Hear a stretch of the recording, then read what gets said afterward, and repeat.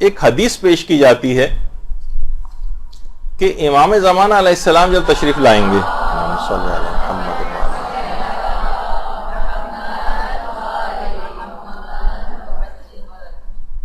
تو وہ فقہا سے انتقام لیں گے.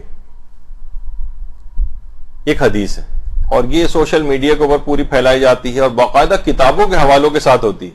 اچھا وہ کتابوں کے حوالے کتابوں میں موجود ہے لیکن ابھی میں بتاتا ہوں کہ اس کی کیا ہے. مثلا وہ کہیں گے دیکھیے جناب الزام الناصب کے اندر موجود ہے علامہ علی حائری یزدی حائری کی جو کتاب ہے اور چہرہ درخشاں امام زمانہ کے نام سے اس کا فارسی ترجمہ بھی ہو چکا ہے اور شاید کہ میرا خیال ہے کہ اردو ترجمہ بھی ہو چکا ہے.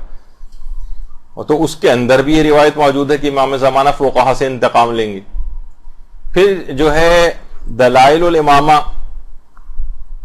اس کے اندر بھی یہی حدیث موجود ہے. اس کا بھی حوالہ آپ کو ملے گا لکھا ہوا اس حدیث کے ذیل میں. یوم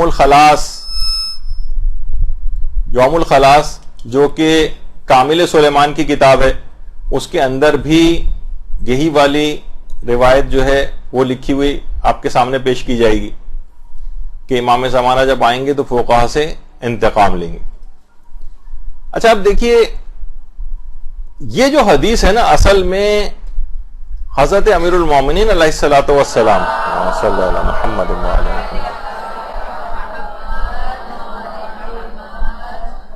ان سے منسوب ایک خطبہ ہے جس کا نام ہے خطبۃ البیان. خطبۃ البیان امیر المومنین سے منسوب خطبہ ہے جو غالی حضرات بہت زیادہ ابھی میں آپ اس کے مندرجات آپ کو بتاتا ہوں کہ بہت زیادہ پیش کیا جاتا ہے. یہ دیکھیے امیر المومنین نے مثلا یہ جملے اس کے اندر ارشاد فرمائیں. اس خطبے کا یہ ٹکڑا ہے کہ حضرت امیر المومنین سے جو منسوب ہے کہ اذا خرج القائم ينتقم من اہل الفتوى فی الدین لما لا يعلمون. امام زمانہ جب قیام کریں گے تو وہ دین میں فتویٰ دینے والوں سے انتقام لیں گے اور یہ وہ افراد ہوں گے لما لا یعلمون کہ جو کہ علم نہیں رکھتے تھے اور فتویٰ دیتے تھے. اچھا یہ والا جو جملہ ہے یہ اس طور پر بھی پیش کیا جاتا ہے لیکن اصلاً یہ امیر المومنین کے کلمات ہیں یعنی ان سے منسوب کہ جو خطبہ البیان ہے اس کا ایک ٹکڑا ہے. اچھا پھر امام نے آگے بھی فرمایا کہ وائے ہو ان پر اور ان کے ماننے والوں پر کیا دین ناقص ہے جسے یہ لوگ کامل کرتے ہیں یا اس میں کوئی کجی ہے ناانصافی جسے یہ لوگ درست کریں گے. تو یہ خطبہ حضرت امیر المومنین سے منسوب ہے اور اس کے 3 ورژنز ہیں اس خطبے کے. دیکھیے ذرا آپ کو تھوڑا سا سمجھنا پڑے گا, یہ بہت زیادہ آپ کے گھروں کے اندر بھی یہ چیز آہستہ آہستہ آئے گی. بہت سی خواتین ذاکرات بھی اس خطبے کے مندرجات کو پڑھتی ہیں تو آج اس کے متعلق بھی یہ چیز آپ کی حل ہو جائے تو آپ کے لیے آئندہ سہولت ہو جائے گی. 3 ورژنز ہیں اس خطبے کے, یعنی 3 نسخے ہیں, 3 متون ہیں یا متن پائے جاتے ہیں. اچھا یہ 3 طریقوں سے نقل ہوا ہے. 2 کا تو مصدر پتہ ہی نہیں ہے کہ یہ آیا کہاں سے, اور ایک جو ہے وہ اہل سنت کے عالم محمد ابن طلحہ شافعی یعنی سنی ماخذ ہے اس کا, جو کہ کسی بھی طور پر استناد کے قابل نہیں. یعنی 3 طرح سے یہ خطبہ نقل ہوا ہے, تینوں کی سند ثابت نہیں.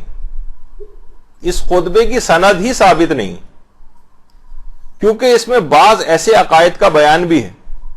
کیونکہ عقائد کے اندر آپ کو پتا ہے کہ یعنی صحیح حدیث ہونی چاہیے, شیعہ راوی اس کو بیان کریں وہ عادل بھی ہوں تب ان کی بات عقائد کے اندر مانی جائے گی. اور اس کے اندر عقائد کے متعلق یعنی عقائد میں بہت سے بنیادی عقائد کو ڈھا دیا گیا اس خطبے کے اندر. اس کی ایک تو سند ثابت نہیں ہے, دوسرا ہے کہ اس خطبے کے جو راوی ہیں وہ عبداللہ ابن مسعود ایک صحابی ہیں, اور یہ خطبہ یعنی جو اس میں ملتا ہے روایات میں کہ خطبہ جو منسوب ہے امیر المومنین سے یہ 40 ہجری میں حضرت امیر کی شہادت سے کچھ دن پہلے ہی دیا گیا تھا. یعنی اس لحاظ سے کہا جا سکتا ہے کہ سب سے آخری خطبہ ہے یہ کہ جو امیر المومنین نے دیا ہے, جو جس کی نسبت امیر المومنین سے دی جاتی ہے 40 ہجری, جبکہ عبداللہ ابن مسعود 33 ہجری میں انتقال کر چکے تھے. تو انہوں نے 7 سال بعد انتقال کے بعد آ کر اس خطبے کو کیسے روایت کر لیا؟ سب سے پہلے تو یہاں سے اس کا بات ختم ہو جاتی، عبداللہ ابن مسعود. اچھا، پھر اس کے یعنی یہ خطبہ جو ہے آیت اللہ سید جعفر مرتضی عاملی، جو آیت اللہ شبیری زنجانی کے ساتھ بیٹھے ہوئے آپ کو نظر آ رہے ہیں، انہوں نے اس خطبے کی تحقیق پر ایک پوری کتاب لکھی، خطبۃ البیان فی المیزان. پوری کتاب لکھی اور اس میں ہر طرح سے ثابت کیا ہے کہ یہ خطبہ بالکل ناقابل اعتبار ہے. اور ہمارے جو بہت ہی رجالی علماء کے اندر آیت اللہ بلکہ جو محدث بھی تھے اور کتابوں کے اوپر سب سے زیادہ کتاب شناس جن کو کہا جاتا ہے، وہ آغا بزرگ تہرانی. آغا بزرگ تہرانی ان کی کتاب ہے الذریعہ الی تصانیف الشیعہ. اس میں آغا بزرگ تہرانی نے کہا کہ اس خطبے میں اتنی غلط تراکیب استعمال ہوئی ہیں، لغویہ اور صرف و نحو کی اتنی زیادہ غلطیاں ہیں کہ حضرت امیر المومنین جیسے فصیح و بلیغ شخص صاحب نہج البلاغہ کے لیے اس کا صدور محال ہے.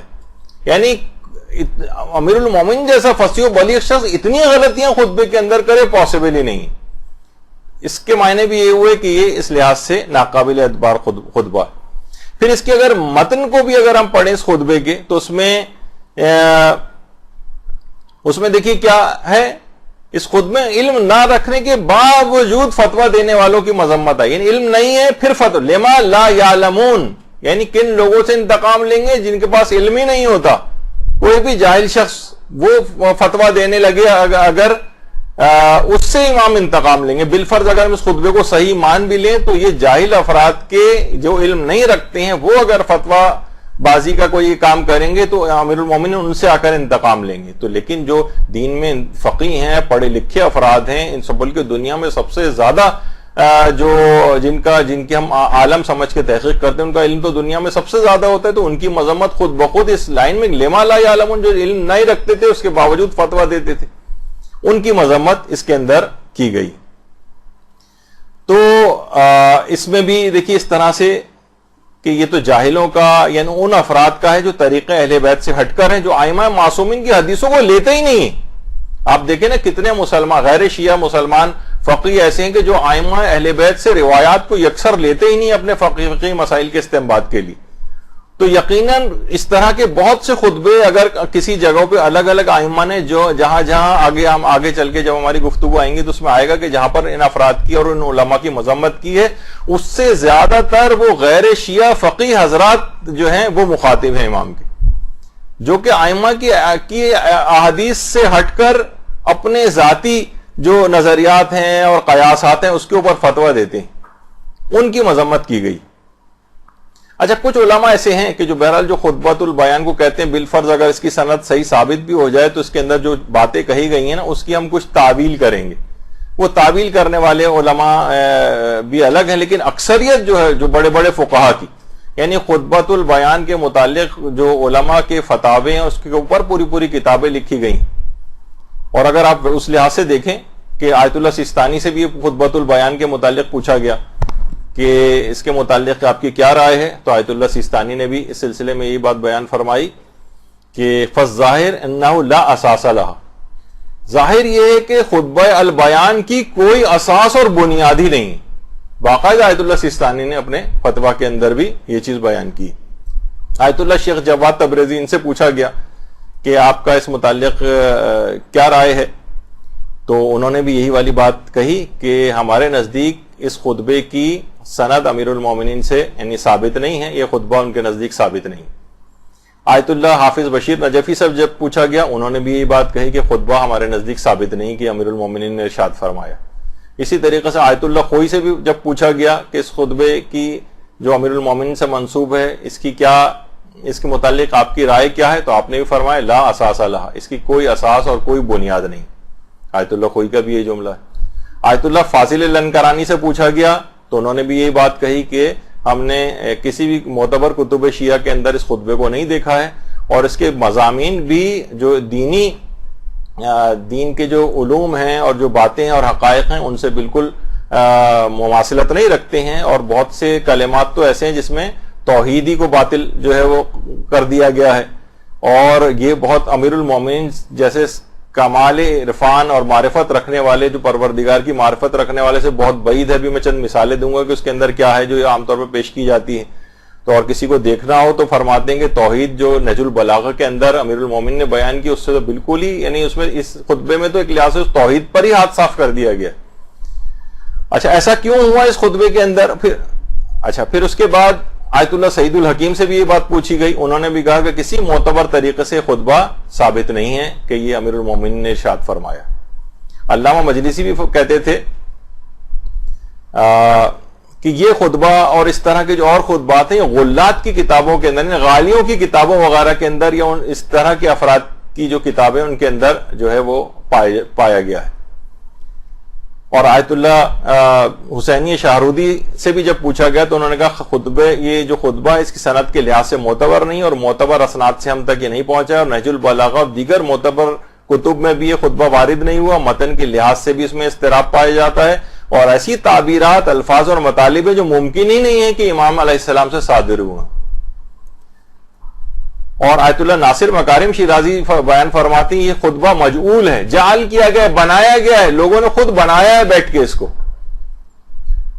اچھا اس سے ملتا جلتا ایک اور بھی خطبہ ہے، یہ بھی آپ کو، یہ اکثر فیس بک وغیرہ کے اوپر اس کے مندرجات امیر المومنین کے فضائل کے لحاظ سے یہ بیان کی جاتے ہیں. خطبہ افتخاریہ، یہ ذرا ہٹ کر ہے لیکن اس کا بھی لب و لہجہ بہت حد تک خطبہ البیان سے ملتا ہے. اس کے اندر بھی بہت ساری باتیں دیکھیے اسی قسم کی ہیں. مثلا اگر آپ ضروری نہیں کہ خطبے کی ہر بات غلط ہو، لیکن کچھ باتیں اس کے اندر ایسی ہیں کہ اگر اس کو اگر انسان پڑھے، مثلا لکھا ہے کہ میں ہی صاحب حشر و نشر ہوں، اور میں ہی عابد ہوں، اور میں ہی معبود ہوں. یعنی امام امیر المومنین کہہ رہے ہیں میں ہی عابد ہوں، میں ہی معبود ہوں. تو اس طرح کے بہت سارے الفاظ ایسے ہیں کہ جس میں یہ چیزیں ان خطبات کے اندر جو ہے توحید کے اوپر کافی ہاتھ صاف کیا گیا ہے. تو بہرحال آیت اللہ سعید الحکیم سے جب خطبہ افتخاریہ کے متعلق پوچھا گیا تو انہوں نے یہ کہا کہ یہ خطبہ بھی ہمارے نزدیک اس کی نسبت امیر المومنین سے ثابت نہیں. تو اچھا اب یہ جو خطبہ ہے الزام الناصب کے اندر، اس کے 3 ورژن، جس میں ہم نے کہا کہ اس میں حضرت عبداللہ ابن مسعود کی بات آئی ہے کہ تو خلافت، یہ خطبہ امیر المومنین نے ایک روایت میں کہ بصرہ میں ارشاد فرمایا ہے. اور ابن مسعود جو تھے، عبداللہ ابن مسعود، یہ تو بہت پہلے، کیونکہ عبداللہ ابن مسعود کا جملہ یہ ہے کہ جب امیر المومنین کو خلافت ملی تو آپ بصرے میں تشریف لائے اور جامع مسجد میں ممبر پر انہوں نے خطبہ دیا، اور ایسا خطبہ امیر المومنین نے ارشاد فرمایا کہ عقل و افکار پر حیرتوں کے پہاڑ ٹوٹ پڑے. یہ ان کا جملہ ہے. عبداللہ ابن مسعود نے کیسے کہہ دیا جبکہ 7 سال پہلے عبداللہ ابن مسعود انتقال کر چکے تھے، اس وقت زندہ ہی نہیں تھے. خطبہ 40 ہجری میں جو ہے وہ امیر المومنین نے سے منسوب ہے. اچھا اس خطبے میں بہت ساری باتیں ایسی ہیں جو صحیح احادیث کے بھی خلاف ہیں. مثلا اس کے اندر ایک چیز ہے کہ حضرت عیسیٰ مدینے میں امام زمانہ کی تدفین کریں گے، جبکہ امام زمانہ کے انتقال یا مثلا شہادت کے بعد ہمارے ہاں صحیح روایات سے بات ثابت ہے کہ تدفین کے لیے امام حسین علیہ السلام کی رجعت ہوگی، اور وہ خود اللہم صلی علی محمد و آل محمد،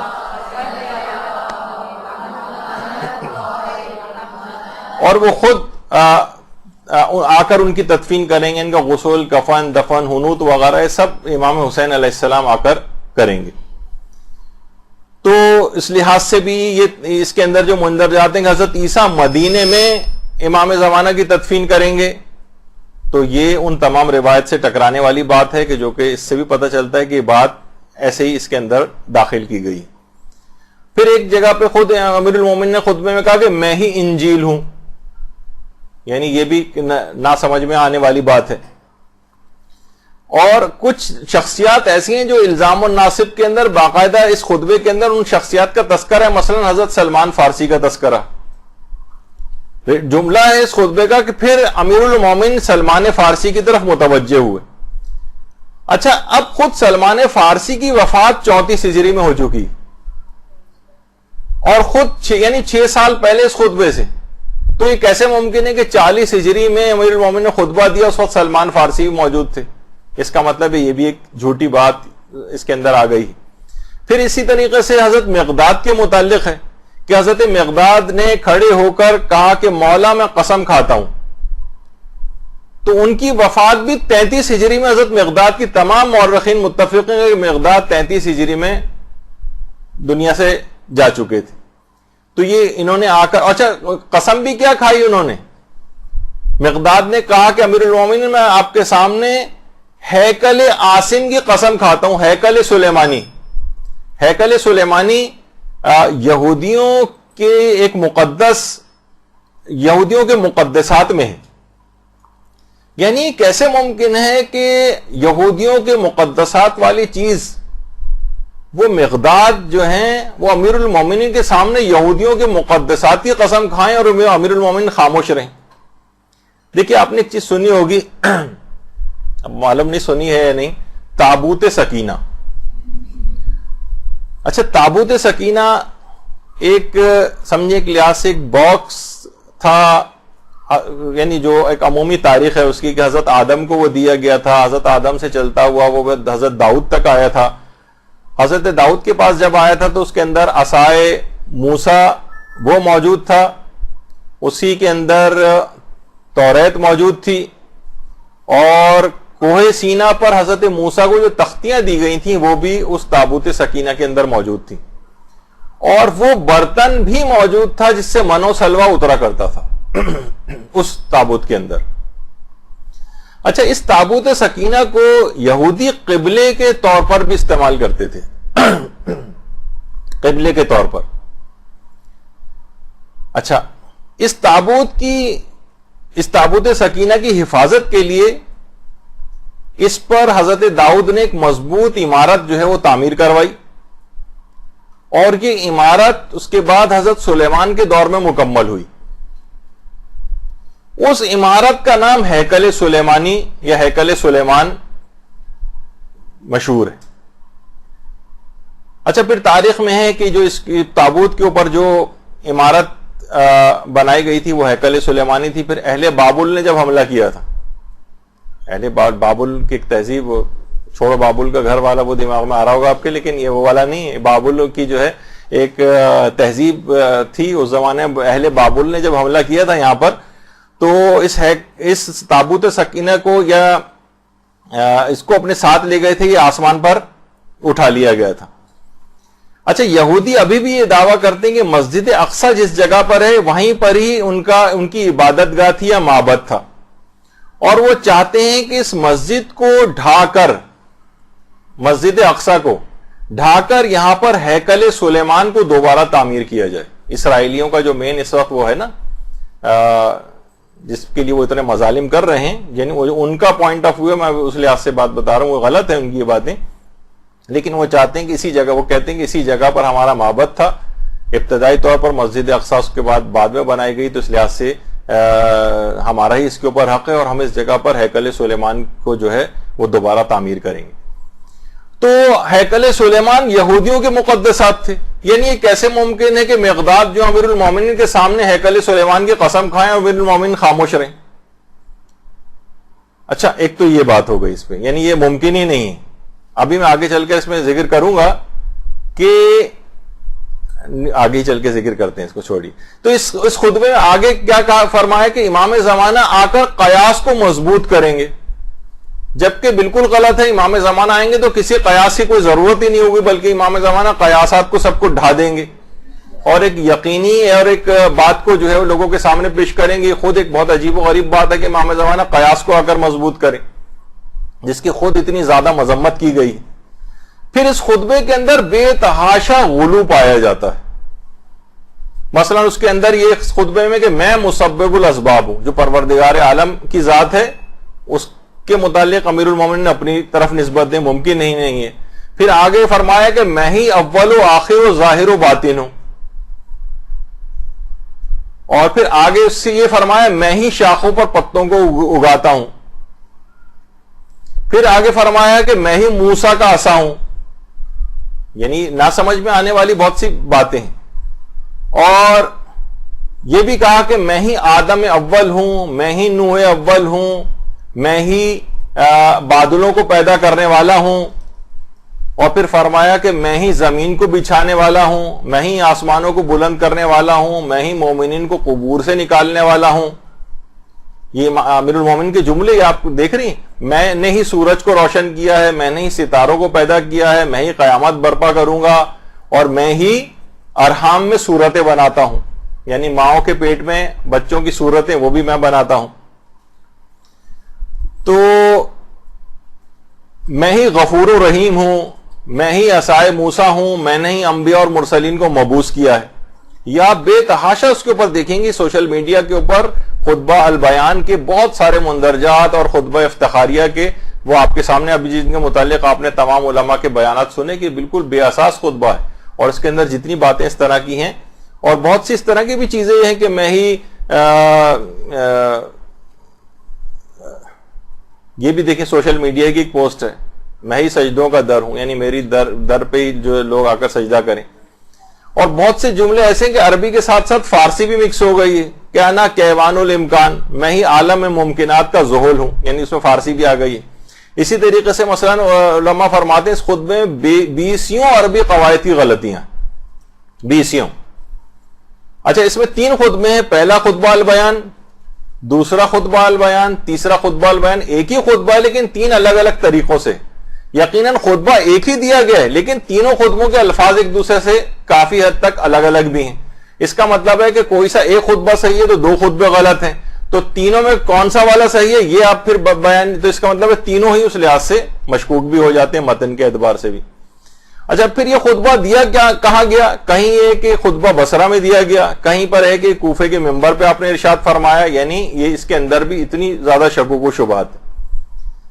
تو اب علماء یہ فرماتے ہیں کہ یہ لگتا یہ کہ خطبہ بالفرض اگر دیا بھی گیا تھا نا تو یہ غالیوں کے حد پہ چڑھ گیا، اور غالیوں نے اس کے اندر غالیانہ عقائد داخل کر دی.